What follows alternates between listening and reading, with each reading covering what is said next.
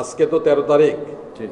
13 তারিখ লকডাউন একটা ঘোষণা পতিত সরকার দিয়েছিল। আমি ঢাকার সকাল থেকে খোঁজ খবর রাখছি, আপনাদের এখানে আসার আগেও আমি খোঁজ নিয়ে এখানে আসছি। এই লকডাউন বলতে তারা যে হম্বিতম্বি করেছে, পতিত সরকারের দল, নিষিদ্ধ দল, তারা ঢাকায় কোনো ধরনের অবস্থান তৈরি করতে পারেনি। সুস্পষ্ট আমাদের বক্তব্য হলো, এই বাংলাদেশে 15 বৎসরে তারা যে অপকর্ম করেছে, আওয়ামী লীগ নামে সেই দলটি, নিষিদ্ধ দলটি অদূর ভবিষ্যতে বাংলাদেশের রাজনীতিতে আর মাথা তুলে দাঁড়াতে পারবে বলে আমাদের কাছে মনে হয় না।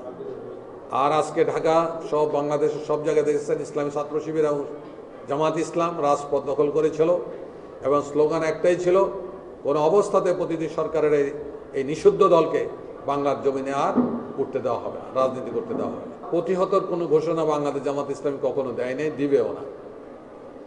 তারা যদি রাজপথে নামে, সরকার এই ব্যাপারে যথেষ্ট অ্যাওয়ার্ড ঘোষণা দিয়েছে, নো টলারেন্স, এবং সরকার ভূমিকা পালন করছে।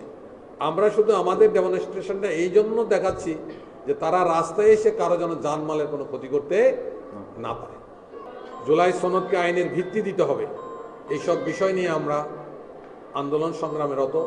গত 11 তারিখে আপনারা লক্ষ্য করেছেন যে ঢাকায় অত্যন্ত বড় একটি প্রোগ্রাম অনুষ্ঠিত হয়েছে এবং গতকালই সাংবাদিক সম্মেলনের মাধ্যমে আবার কর্মসূচি ঘোষণা করা হয়েছে।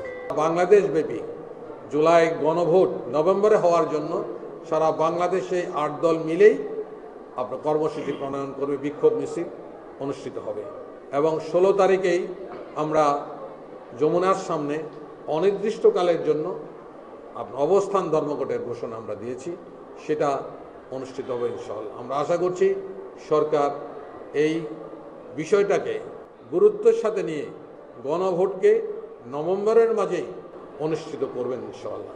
আগামী ইলেকশনটা যদি নির্বাচন কমিশনার কর্তৃক ক্রেডিবল ইলেকশন হয় এবং ইলেকশনের পরিবেশ যদি থাকে, সুষ্ঠু থাকে, তাহলে ইনশাআল্লাহ বাংলাদেশ জামাত ইসলামী আগামীতে সরকার গঠন করার পর্যায়ে যাবে ইনশাআল্লাহ। আপনারা জানেন যে এখানকার সংগঠন জামাত ইসলাম অত্যন্ত শক্তিশালী সংগঠন এবং গাংনীতে আমাদের যথেষ্ট মানুষের সাপোর্ট আছে। সব কিছু মিলেই আমরা এই সীমান্তবর্তী দুটি আসনকে আমরা আশা করছি ইনশাআল্লাহ আগামী 26 ইলেকশনে জয়লাভ।